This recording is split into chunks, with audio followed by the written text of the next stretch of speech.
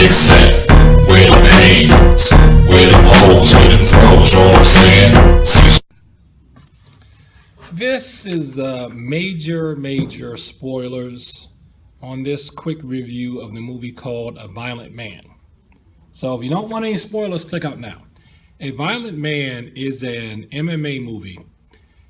It's about a struggling MMA fighter. I would say he'd be at the hobby level, but with a lot of talent. Someone who could go pro, but doesn't for whatever reason. Or, he's hoping to go pro and make it big at MMA, but his ship has not sailed.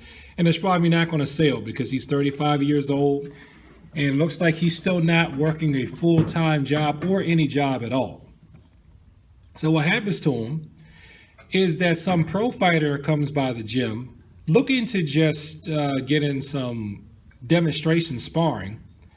It also looks like by him doing this demonstration sparring, he may actually get a shot at going pro.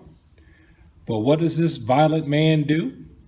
The violent man ends up, first of all, beating up and embarrassing the pro by choking him out. Then they make him sign a non-disclosure agreement to give him some money. So he gets like $100,000 or something like that to say, don't tell anyone that you tapped my boy out in practice. And that's what it was. It was just practice. So he takes the money and then he still goes and, did he post a video online? Well, one of his friends posted a video online. He goes and contacts a sports journalist, right? So after he contacts the sports journalist, he ends up, he's living with a woman who's basically paying the bills, taking care of him. And she seems like she's tired of him, but at this point in the movie, because he's 35 years old and still not working. And it's not like, he's got some kind of major health problem or major even mental illness or mental problem. He just wants to do MMA and that's that. Well, I would say his major mental problem is why he's so violent, is his violence. And she gets murdered by the people who want him to keep quiet. He gets framed for that, but there's no solid evidence to really frame him for that. So he's under investigation, but he's not going to go to jail for it. But what he ends up going to jail for is because some guy taunts him. And he beats the guy up for taunting him. So he ends up actually going to jail for that after he gets the shot that he wants at fighting the pro that he tapped out. So he had tapped out the pro. Then he gets a shot to actually fight that pro for some real money in a undisclosed location, but a cage match. So that's like about as real as it could get. Something that it looks like that has the fewest amount of rules possible, even beyond MMA regular no holds bar stuff. And so he wins that fight, but he loses the war because he still goes to jail. And in the end of the movie, the manager of the pro tells him, he says, the violent man asks him, why did you do this to me? And he said, because I wanted to win. And I told you either my enemy or you're my friend. There is no in between. What really makes this movie interesting is that the violent man is black. His girlfriend's black. His coaches are black. His best buddy who ends up selling him out is Hispanic. And the pro that he beats up is white. And the manager of the pro who ends up manipulating things against him is white. The journalist that he cheats with and is framed for murdering is also white. So this isn't just a tale of how you make bad decisions, you refuse to grow up, you can't control your temper, you end up in jail. There is also the racial element. And while they're not harping on the racial element in A Violent Man, it's pretty in your face.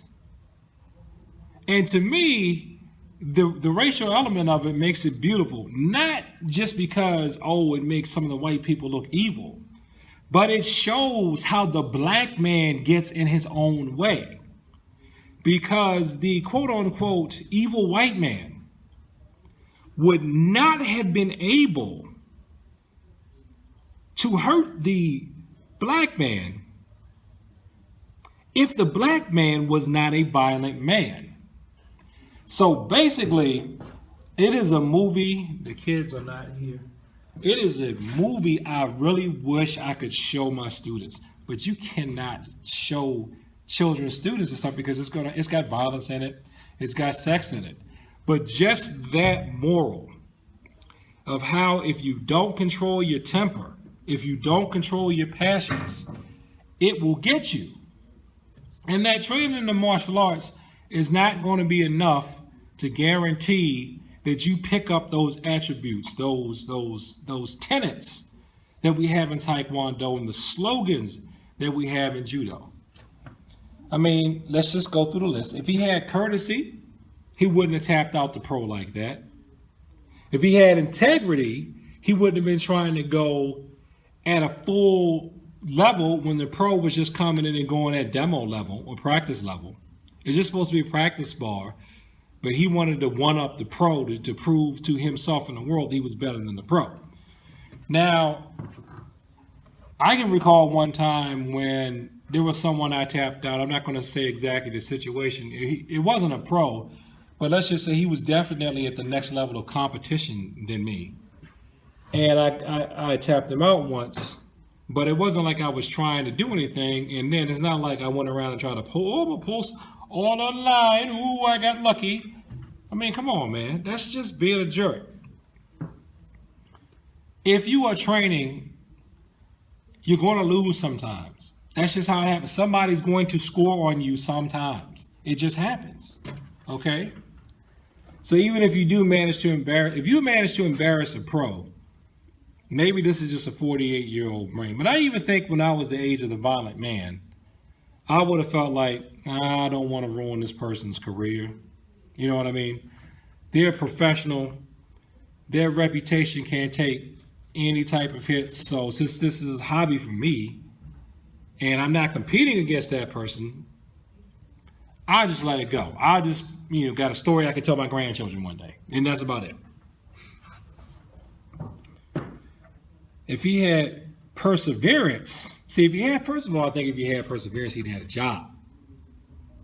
He'd have been able to persevere in his MMA dreams while working a job. A job. He got a job. See, it reminds me of Red Belt. Oh, I know I've spoken about Red Belt on this channel. That movie irks me so much because it's just like, dude, you don't have a disability. You don't have a physical disability. You don't have a mental disability. You don't have a mental illness. You can get a job to keep your dojo open.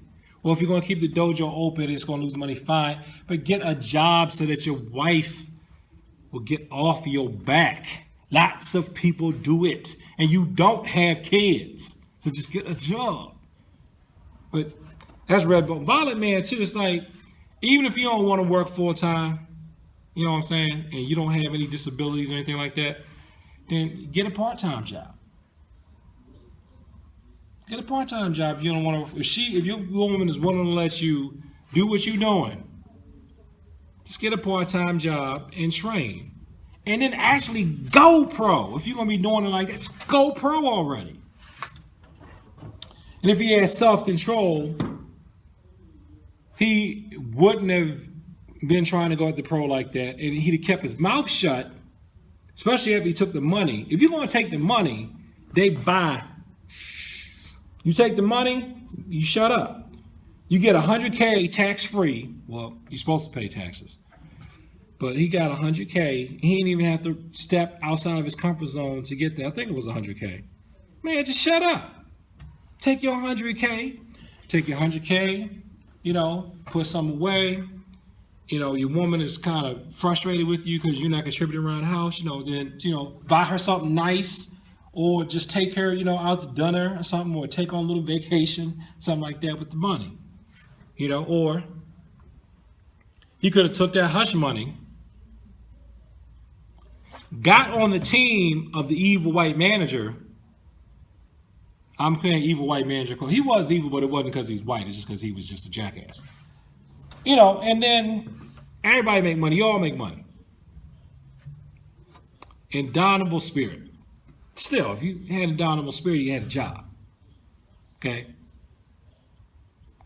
Also, if he had self-control, when that guy was goading him, and you never know, that guy could have been set up to goad him so that he would slip up and go to jail. Because it seems like at the end of the movie, the evil manager was behind all sorts of manipulation that came at him after that, with the exception of the reporter, which he sets up to get murdered. And the ironic part, and this is a real spoiler, click out now.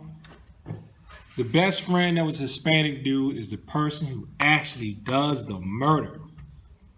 Now, that's not, of course, an indictment of all Hispanic people, but that is an indictment of how you think somebody is your boy. You think that's your homie, that's my boy, that's my dog. You think he's your boy and he's only out for himself. He's not out for you. But he's going to get on a winning team. He's like, evil manager and, not so great pro. They got a better deal than my friendship with the violent man. So I'm just going to roll with them. That story is very well written. It had Denise Richards was the journalist. She did an excellent job. She's one of my favorite actresses anyway, but she did an excellent job. What is his name? Oh my God, I cannot believe I'm blanking on the name of the guy that played the pro fighter. He's like one of the few MMA people I actually follow. What is his name? It'll come to me after this video. Oh, it's not Connor, it is. Anyway, check out the movie credits for Violent Man. They had an actual pro MMA fighter coming in and play the pro that got tapped, which to me shows he's not insecure. And I think it makes the movie better. It makes it have a more authentic feel to it because you have an actual recognizable MMA fighter whose name I can't remember now. So, overall, I've babbled off almost 13 minutes now. I want to say you should definitely check out A Violent Man, even though I've pretty much given you the entire plot. If there are any students that you have that are over 18, okay, and who aren't going to be offended, so check their religious belief, because some people, because of their religious and moral convictions, they just don't want to see anything with cursing and with any type of rated R content. If you know that they won't be offended by that, you should let them see that movie. Because that movie, the main lesson of that movie is it should be an 11th commandment. And that 11th commandment would be, thou shalt not get in thine own way and open thyself up to predators. Because that's exactly what the violent man did. And if you want to take the metaphor of the movie, you can say, who is truly the violent man? Is the violent man the protagonist? Or is the violent man the antagonist? Or are they all violent people? It seems like they're all the protagonist, the antagonist, and the guy who's the traitor. Like they're all violent men, if you think about it. This thing, I would love to see a version of something like this that could be done so that teenagers could see it. So I guess you could change it to like national level competitors instead of showing them, having sex. Maybe they could engage in underage drinking and she could get in a car accident, or the journalist get in a car accident or something like that. Or go to the emergency room and they're trying to blame him for that. Or you could still have that part of the plot, just not show it. And I guess it could happen that way. But check out A Violent Man. It is a good movie. It is worth checking out. And that's all I have to say about that. So thanks for watching the video. Like, comment, and subscribe. Please share this with people that talk about the martial arts. You can't share this. Can't share this movie or this review of the movie with kids. If you can find a way to teach them to not get in your own way, I see no better example than that movie. Peace.